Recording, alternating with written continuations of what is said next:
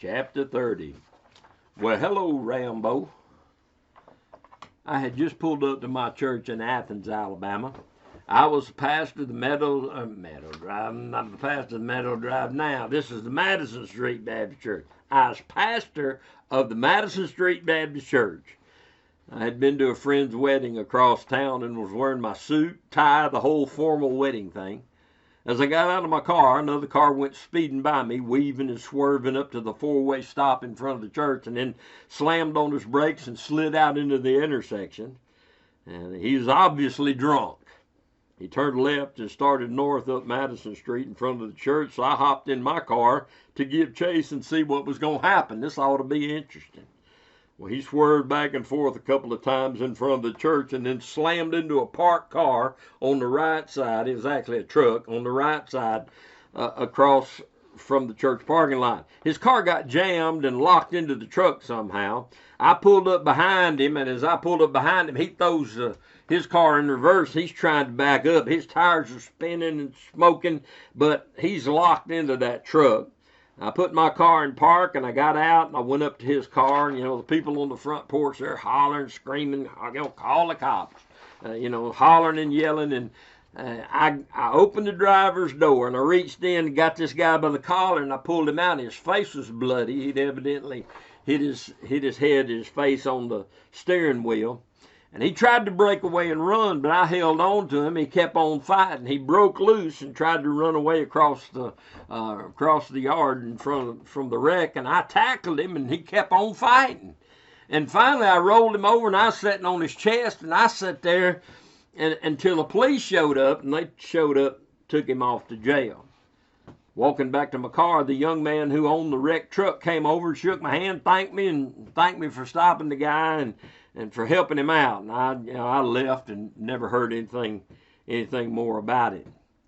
Years later, after I'd left the church and was doing repos, I had an account on a vehicle out in the country near Athens, Alabama. Well, that's where I was pastor.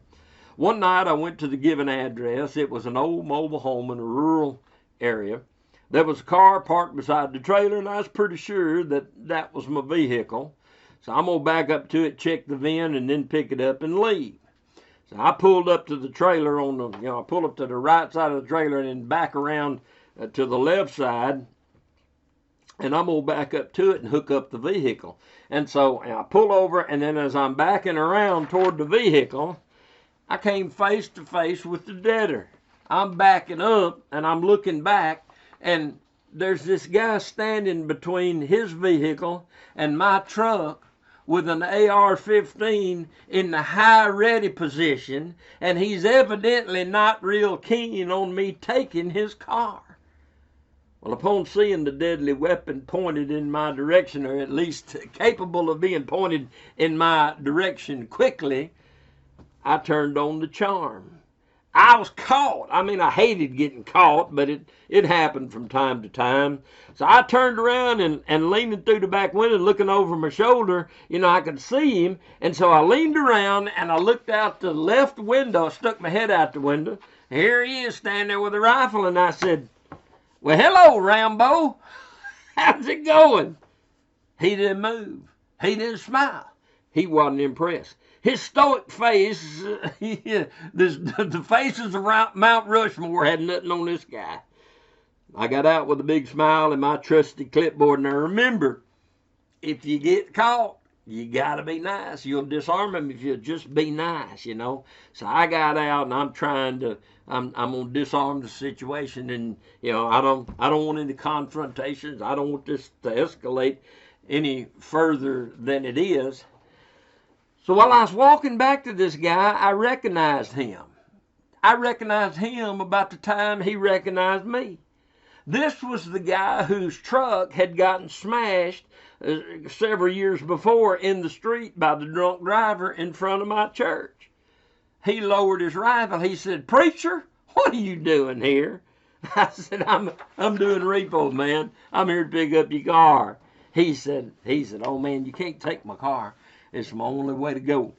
Well, it was a family security account, so I knew that I could call Tina the next day, or he could call Tina and get something worked out. And I explained that to him and told him that I'd put in a good word for him with Tina, but he needed to call her and, get that thing worked out. And so he said he would, and evidently he did, because the account was closed the next day.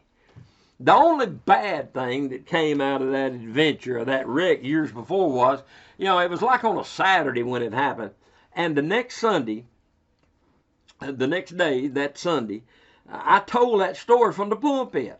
And I told them about how I'd gone to Jimmy Dungy's wedding, and that the car stopped in the middle of the intersection. And I said, I pulled up behind it, and I got out, and I pulled that guy out, and I was just cutting up. I did it. I pulled the guy out, and I had him on the ground, and the police showed up, and some people got mad at me for doing that. And I just, I told the story from the pulpit. They got mad. They got so mad at me for wrestling with that drunk guy, that, it ended up that they finally left the church. That wasn't all it was. They had other problems, but, I try to behave. I try to be good. I can be good if I have to. I don't like to, but I can. I can behave if I have to. I don't like to, but I can. And I try to be good when I can, but you just do your best and let the chips fall where they may. It's all gonna work out. God made you for a reason. Just enjoy it. Be yourself, and that's the best way to be. And let the chips fall where they may. Let God handle it. Say amen right there. Amen.